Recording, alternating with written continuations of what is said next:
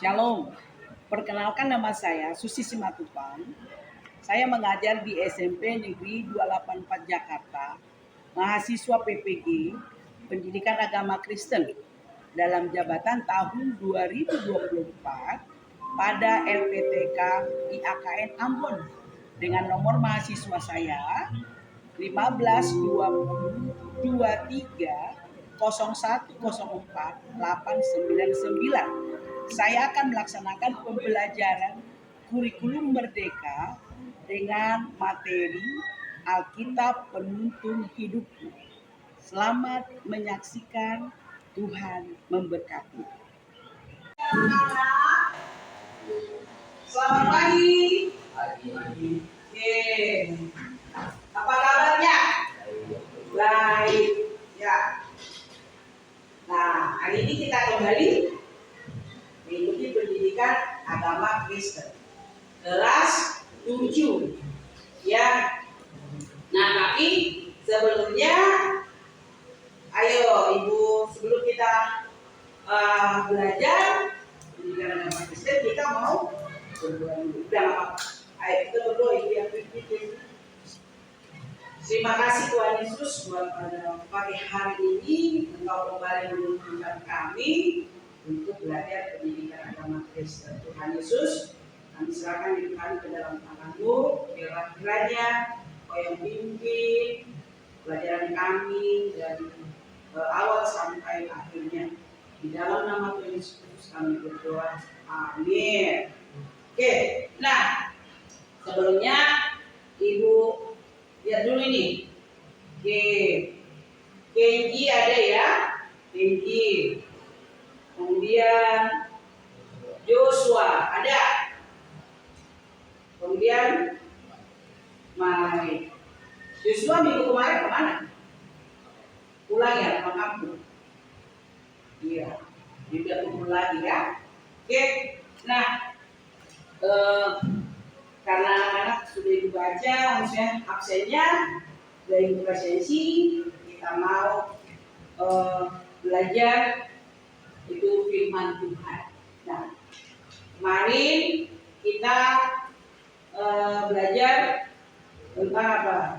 Meneladani Yesus dalam mengampuni. Nah, sekarang kita mau belajar tentang Alkitab sebagai penuntun hidupku, ya.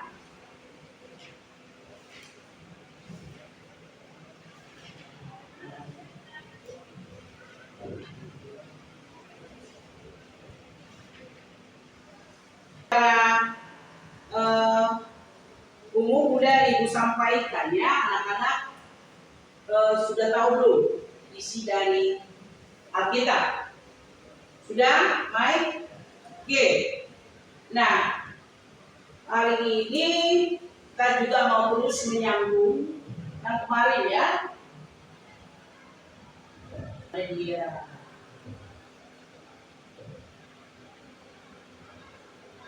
Ya. Kita mau belajar tentang Alkitab Penuntun Hidupku. Ya. Nah, Ibu mau tanya, sudah belum membaca Alkitab setiap hari? Sudah belum? Sudah? Sudah. Kenji? Sudah. Joshua? Mai? Sudah. Nah, kita mau belajar bahwa ya katakan Alkitab penuntun hidupku. Jadi apa yang harus kita capai dalam pelajaran ini? Tentunya dikatakan peserta didik harus memahami ya prinsip namanya rendah hati. Lihat itu slide-nya, penguasaan diri dan peduli terhadap sesama. Kemudian ada namanya makna persahabatan dalam kehidupan sehari-hari. Nah, kemudian kita boleh melihat situ. Nah, tujuan pembelajaran dari mengenal Tuhan melalui Alkitab, yaitu pertama supaya kita dapat juga menganalisis ya sejarah Alkitab. Benar nggak sih Alkitab itu ada? Ya, jadi harus dianalisis karena banyak buku-buku yang tidak jelas. Nah, tetapi kita harus terus menganalisis tentang Alkitab. Kenapa kita punya Alkitab? Bukan hanya ditulis-tulis begitu saja, ya. Tetapi memang harus ada faktanya. Kemudian peserta didik dapat menjelaskan apa manfaat dari membaca Alkitab. Kemudian kita anak-anak atau ibu juga bisa menyebutkan nama-nama Alkitab PL. Apa itu PL? Perjanjian Lama dan Perjanjian Baru. Jadi Alkitab orang Kristen itu ada dua, Perjanjian Lama dan Perjanjian Baru. Nah, Perjanjian Lama berapa jumlahnya? Iya, Perjanjian Lama itu ya ada 39. Ada ya? Iya, Alkitab dikatakan ya ini ada sejarah Alkitab. Bagaimana sejarahnya? Katakan bahwa Alkitab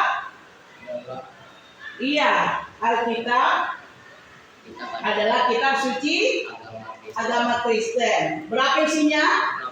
66 kitab yang terdiri di atas 39 kitab Perjanjian Lama dan 27 Perjanjian Baru. Ya, dikatakan Allah tanpa salah secara keseluruhannya bukan hanya dalam bentuk pikiran, tetapi juga kata-katanya adalah pilihan Allah. Ya, apa yang dikatakan menurut Boland dan Neville? Ya, dikatakan di situ apa? Dikatakan Alkitab ditulis orang-orang siapa? Orang-orang apa? Iya, orang-orang yang dianugerahi Roh Kudus sehingga mereka dapat menulis dan bersaksi tentang Allah. Kemudian dikatakan apa? Bahwa Alkitab itu juga adalah buku kesaksian, di mana para penulisnya bersaksi tentang Allah yang Maha Besar. Kemudian Allah, apa itu Allah Maha Besar? Allah pencipta, Allah pemelihara, dan Allah pembaru hidup manusia. Ya, jadi ada sejarahnya ya.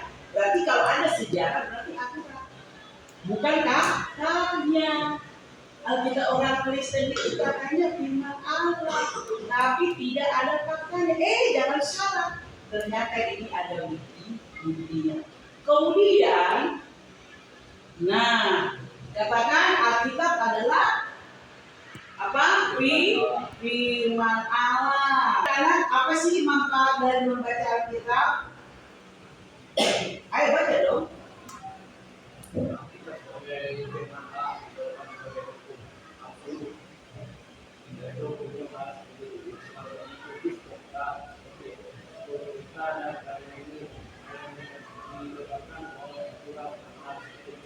Iya, absolut. Tahu nggak absolut? Absolut itu nyata, absolut itu akurat. Jadi tidak melenceng kemana-mana, tidak abstrak, tidak apa yang namanya ya, tidak apa sih namanya? Jadi Alkitab itu real, nyata, ya. Kalau bahasa Inggrisnya abu-abu, tidak abu-abu, ya, real, ya, tidak abu-abu. Tetapi dikatakan Alkitab absolut. Kalau Alkitab itu absolut, kalau Alkitab itu nyata, kalau Alkitab itu akurat, tentunya kita harus ikuti, ya, harus ikut. Nah, kemudian Alkitab dikatakan lagi sebagai bimbingan dapat menjalani hidup sesuai keinginan Tuhan seperti orang beriman, ya, beriman dalam berpikir, berkata-kata, dan bertindak. Jadi firman Allah itu adalah bimbingan. Ya. Kenapa ada perampok bertobat? Berarti karena firman Allah itu berkuasa ya di dalam hidupnya. Ketika dia merenungkan firman Tuhan itu, bahwa firman Tuhan itu berkata tidak boleh mencuri. Wah, iya. Bahkan dikatakan kalau orang mencuri itu ada upahnya. Apa upahnya? Diberkati atau semakin hancur hidupnya? Semakin hancur. Ya, semakin hancur hidupnya. Maka dikatakan, ya, sebagai bimbingan yang dapat menjalani hidup sesuai keinginan Tuhan. Ya, kadang-kadang sudah hidup belum di dalam keinginan Tuhan? Sudah belum? Belum. Mau belajar enggak di dalam bimbingan Tuhan? Mau belajar? Nah, apa contohnya kalau kita mau diajar oleh Tuhan? Membaca Alkitab? Apa lagi? Selalu rajin beribadah. Nah, kemarin hari Minggu sudah belum anak-anak beribadah? Siapa yang beribadah? Siapa yang ke gereja kemarin? Kendi kenapa ke gereja? Ada acara. Nah, Kendi mau beribadah enggak di gereja? Kapan? Besok Selasa. Iya, jadi harus berusaha ya untuk pergi ke gereja, mendengarkan firman Tuhan bersama-sama beribadah ya, bersama-sama beribadah. Kemudian apa itu? Alkitab apa sih maknanya kalau kita baca Alkitab? Menjadi acuan utama dalam bidang ibadah dan penyembahan. Ya, artinya apa? Ya, ketika kita ibadah di gereja, pendeta khotbah saat ibadah. Nah, anak-anak ciri khas orang Kristen itu ya di gereja kita di dalam khotbah nggak ya? Ada ibadah kan? Kalau lagi syukuran di rumah kalian ibadah nggak? Kalau arisan marga ada ibadahnya nggak? Kendi ada nggak ibadah kalian? Kalau arisan, kalau kumpul-kumpul keluarga ada. Kalau ulang tahun, apalagi kebukaan, ya. Jadi apa artinya? Bahwa manfaat dari membaca Alkitab itu adalah karena Alkitab itu menjadi acuan utama dalam kehidupan orang Kristen. Kita tidak bisa lepas dari yang namanya Alkitab. Ya. Berarti jadi kita tidak bisa lepas dari namanya ya dari Alkitab. Kemudian apa sih? Nah, kemudian oke. Nah, sekarang coba kita buka dulu 2 Timotius 3. Apa dikatakan di situ? Bawa Alkitab? Oke, bawa Alkitab itunya. Alkitab handphonenya. 2 Timotius 3. Apa di situ dikatakan? Segala tulisan yang diilhamkan Allah memang bermanfaat untuk mengajar, untuk mendatangkan kesalahan, untuk memperbaiki kelakuan, dan untuk mendidik orang dalam kebenaran. Iya, segala tulisan yang diilhamkan Allah memang bermanfaat untuk mengajar. Untuk apa lagi? Menyatakan kesalahan. Kemudian apa lagi? Untuk memperbaiki kelakuan. Kemudian untuk mendidik orang dalam kebenaran. Kemudian dengan demikian setiap manusia kepunyaan Allah diperlengkapi untuk setiap perbuatan baik. Nah, ini mau tanya nih, anak-anak itu milik Allah atau enggak sih? Anak-anak itu kepunyaan Allah enggak? Anak-anak itu dikatakan bahwa kepunyaan Allah, ya, kepunyaan Allah itu kalau Allah memiliki kita, dikatakan ada 3 hal yang harus kita lakukan. Supaya apa? Supaya kita tetap hidup di dalam kebenaran Tuhan. Apa dikatakan tadi? harus mau diajar. Ya Pak, harus mau diajar. Ya, udah mau nggak diajarin? Kamu di rumah diajarin orang tua nggak? Apa contohnya kalau kamu diajarin orang tua? Apa yang sudah dilakukan orang tua kamu untuk mengajar kamu? Belajar dalam membaca Alkitab. Iya, maksudnya sehari-hari aja dulu. Apa? Naik apa? Orang tua kamu mengajar dalam hal apa? Apakah diajarin dalam hal melawan?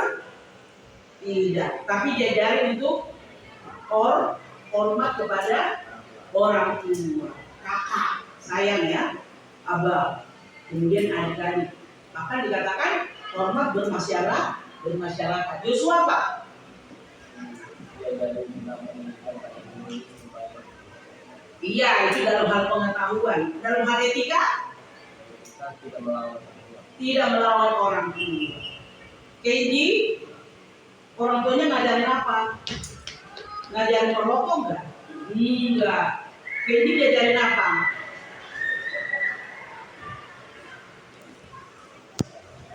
Menghormati orang tua? Iya.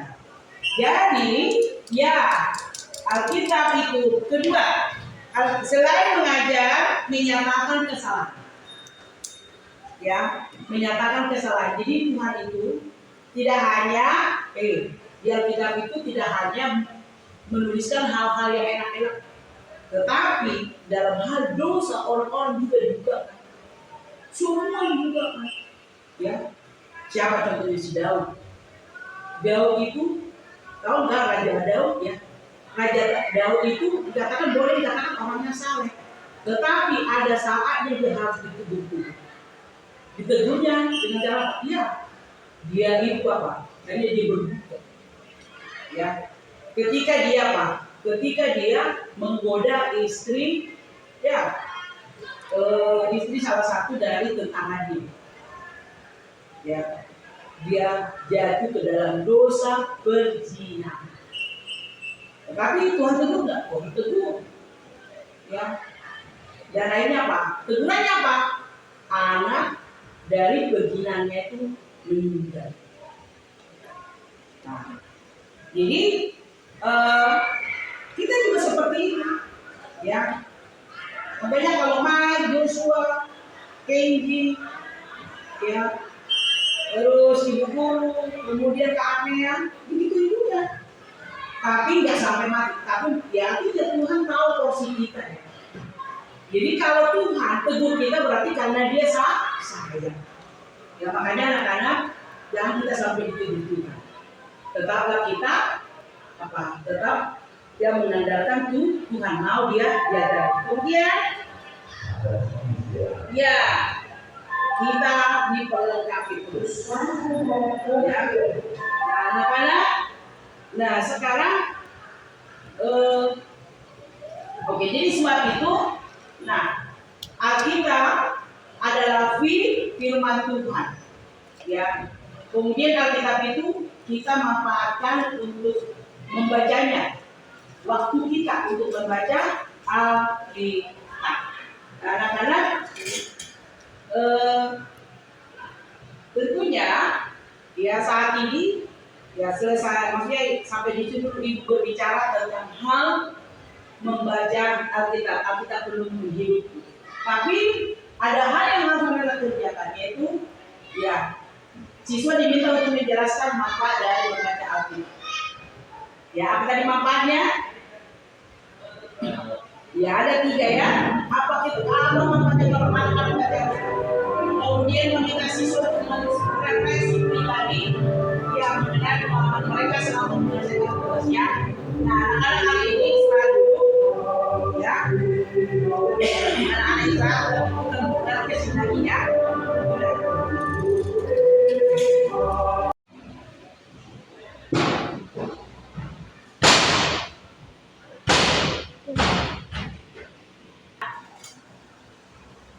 Lagi.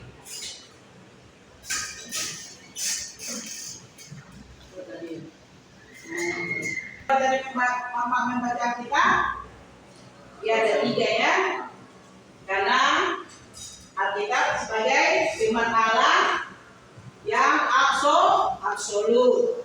Kemudian sebagai bimbingan tentang bagaimana dapat menjalani hidup. Kemudian menjadi acuan utama dalam bidang ibadah dan penyembahan. Jadi Alkitab itu harus menjadi apa? Yang utama ya dalam kehidupan anak-anak. Nah, berikutnya oke. Nah, anak-anak tadi udah baca ya dalam 2 Timotius 3:16. Kemudian sudah apa tadi udah bisa ya?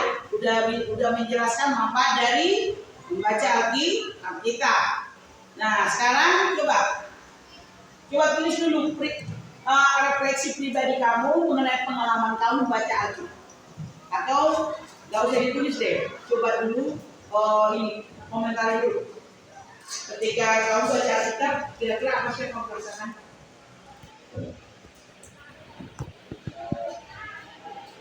Lebih mengetahui kehadiran Tuhan. Lebih mengetahui firman Tuhan. Ya. Kemudian apa lagi dalam hal sikap?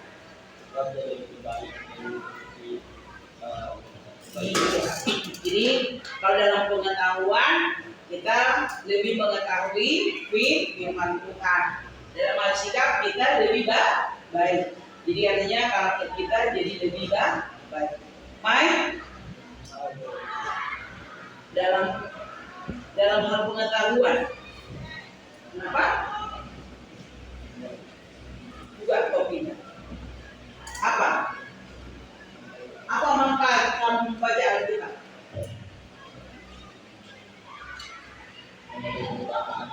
Menjadi lebih tahu banyak hal, ya kan? Yang tadinya kita nggak tahu kan berapa kitab itu. Perjanjian lama nggak tahu berapa, ya kan? Perjanjian baru nggak tahu berapa. Terus nama-nama kita juga nggak tahu tadi kan? Ya. Coba, apa kitab pertama? Kejadian, Keluaran, Imamat, Bilangan, Ulangan, Yosua, Hakim-Hakim, Rut, 1-2 Samuel, 1-2 Raja, Tawarik, Esra, Nehemia, Esther, Ayub, Devanya ada, ya masih banyak lagi, 37 bangsa saya kita. Nah, Kenji, apa manfaat kalau baca Alkitab dari segi pengetahuannya?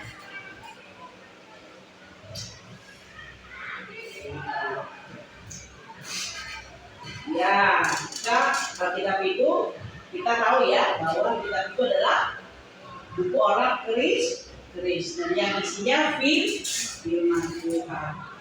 Ada berapa isi dari Perjanjian Baru? 27. Apa saja itu? Matius, Markus, Lukas, Yohanes, Kisah Rasul, Roma, Filipi, Kolose,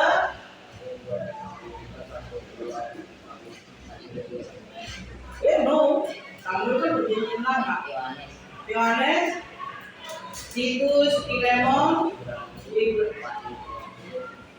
dan akhirnya Matius, Markus, Lukas, Yohanes, Kisah Rasul, Roma, Korintus, Galatia, Efesus, Filipi, Kolose, kedua Tesalonika, 1 dan 2 Timotius, Titus, Filemon, Ibrani, Yakobus, Petrus, Ketiga Yohanes, akhirnya Wahyu. Nah itu.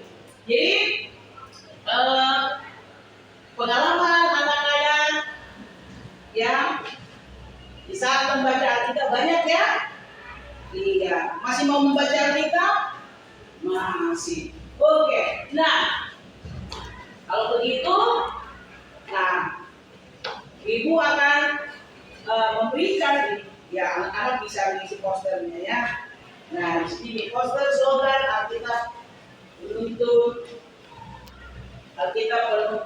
di hidupku. Nah, anak-anak nih ada nih, coba pilih nih. Tuh, yang mana nih? Yang mana maunya? Oke. Nih.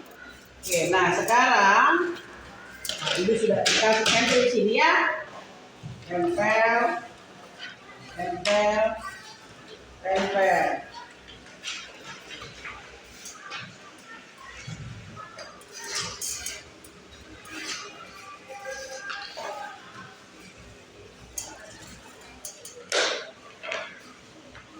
Sudah, ayo. Sudah, ayo tempel nih. Bagus, bagus. Oke, ayo.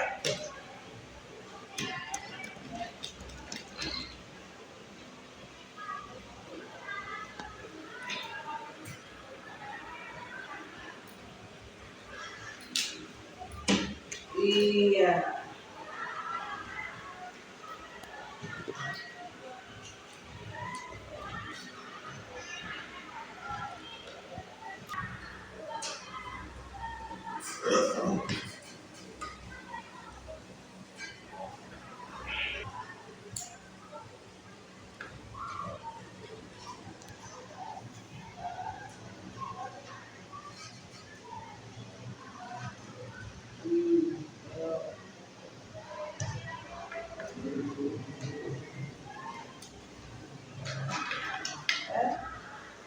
Oke. Ya, kasih ke dia.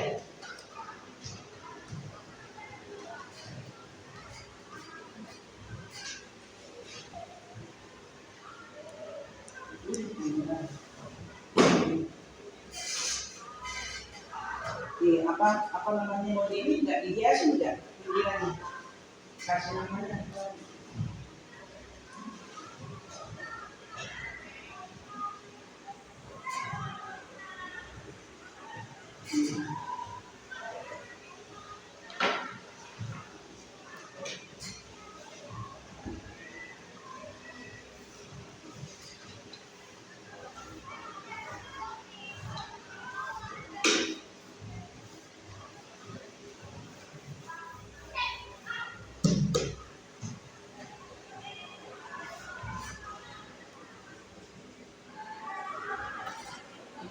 Panggil.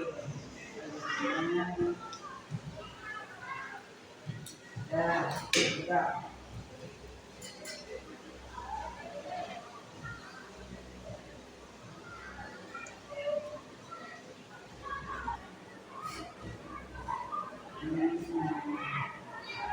Terus aku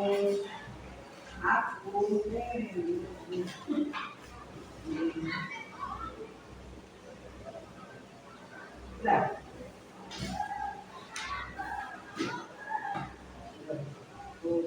oke. Nah, coba baca dulu. Lagi udah? Nih, mau dioret-oret ya? Kasih nama dulu. Terus, aku akan membaca.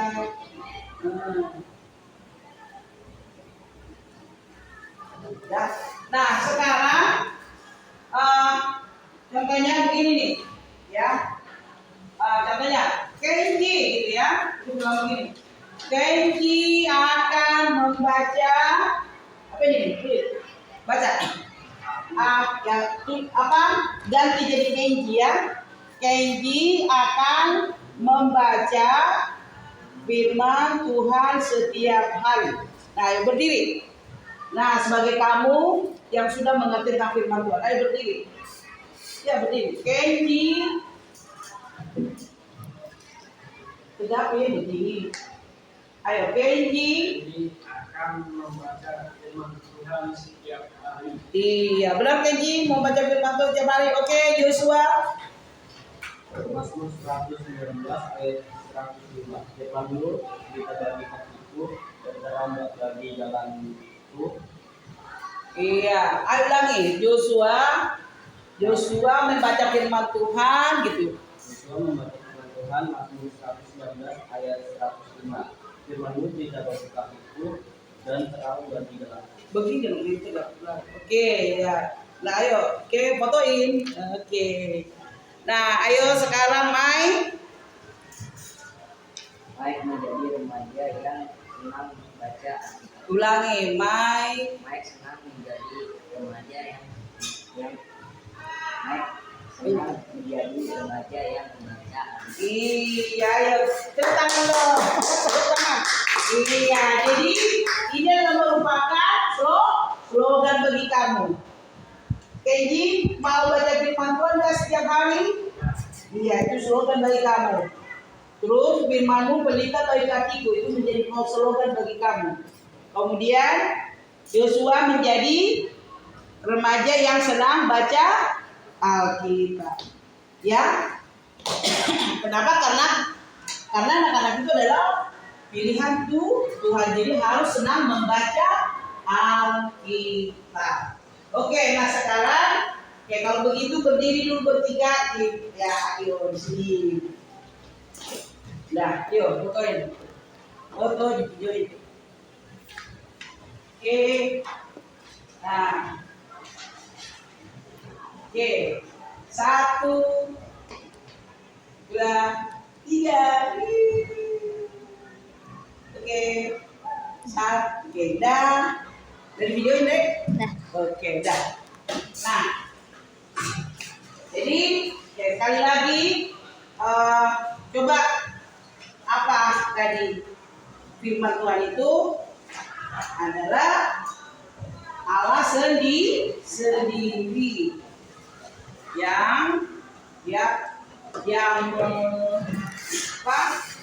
dia membuat sejarah. Bagaimana caranya? Yaitu dia membuat inspirasi, ilhamkan Allah kepada para penulis. Siapa? Dipilih nggak penulisnya? Dipilih.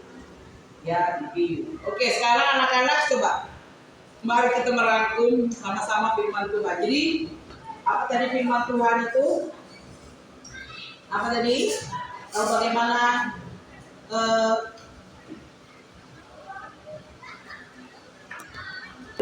apa yang kamu dapatkan dari membaca firman Tuhan?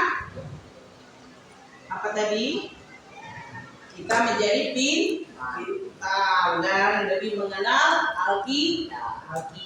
Kemudian apa lagi? Kita jadi lebih berubah ya. Oke, mau berubah setelah baca firman Tuhan? Nah, oke. Terima kasih. Oke.